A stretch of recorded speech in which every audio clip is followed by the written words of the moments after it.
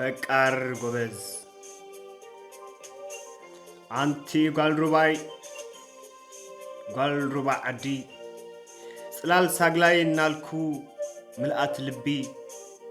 ወለባይ እናልኩ ናተይ ባህጊ ድፍረት ኢነ ናይ ልበይ ከይዛረብ እሞይ ትርድእለይ እንዶ ዝኹሉ ሕግብግብ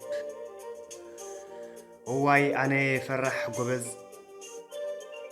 ሕጊ ዓደቦ ኾይንኒ ብቐል ዓለም እንክግበዝ ዓይነይ መንጢሎማ ካብ ርሑቕ ዝመፁ ብሓንቲ ረፍዲ ካልኣይ ከይተመልሱ ትብጻሕኩም ኢሎሞም ካብ ዓድንዋይ ስለ ዝመፁ ሂቦሞም ስድረኣ ቃል ዓለም ከይመረፁ ናተይ ከይፈለጡ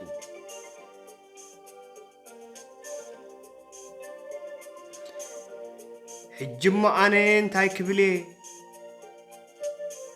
ብሕመቐይ እንዴ ተጠልየ ኮቦርታይ ተጎምጊመ ኸም በዓል ዓሶ ኣብ ደንበይ ንበይነየ ክቕዞ እንተኸኣልኩ ንበዓተይ ንውሽጠይ ክውሕጦ እንተሰዓረኒ ድማ ብዃሌታይ ክሕንስሶ ኣሕ ወለባይ ባጫ መሲልን እምበር ወዲያ በርሄ ጨጓር ዳንጋ ሻምብቆ ክትወቅዕ ፀሓይ ዓሪብካ ወዲያ በርሄ እንግድዓ ፈረስ ክራር ከተቃኒ ፀሓይ ዓሪብካ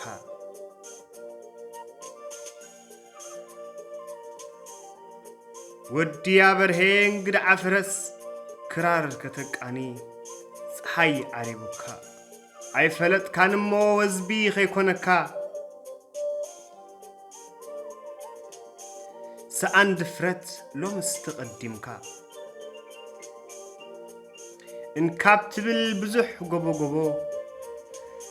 ልብኻ ከፊትካ ንልበይ ዘይትቦ ትንዓይ ዝስምዓኒ ካባይ ክትረኽቦ ኣየ ፈቃር ጎበዝ ተቐዲምካ ብድሮ እናበልኪ ምስናይ ቃንዝኡ ዘይም ክለይ እንዲኺ ግዳብ ዓንተው እናበልኪ ምስናይ ቆዛምኡ ዘይም ክለይ እንዲኺ ግዳብ ዓንተው ጓለቦይ ግላዝጊ ስዕንቲ እግሪ ኣነ ተሪፈኪ እንታይ ከይተርፈኪ ኣቦይ ዝጊ ክልተ ሳዕ ፈጢሩኪ ካባይ መንጢሉ ካብ ጸራብ ድጉሪ ቆጽሊ ገዝኡ ምንጻፉ ሳዕሪ እንሆ ቀኤኪ ሰማያ ሰማይ ክትበሪ ካብ ኣድገ በቕሊ ወሪድኪ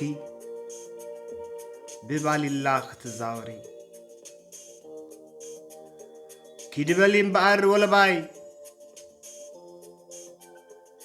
ኪድበል እምበኣር ወለባይ ኣብ ሻኻ ተኣሰሪ ዓድጓና ኸይድኪ ዶ ግዳ ኸይጥዕመኪ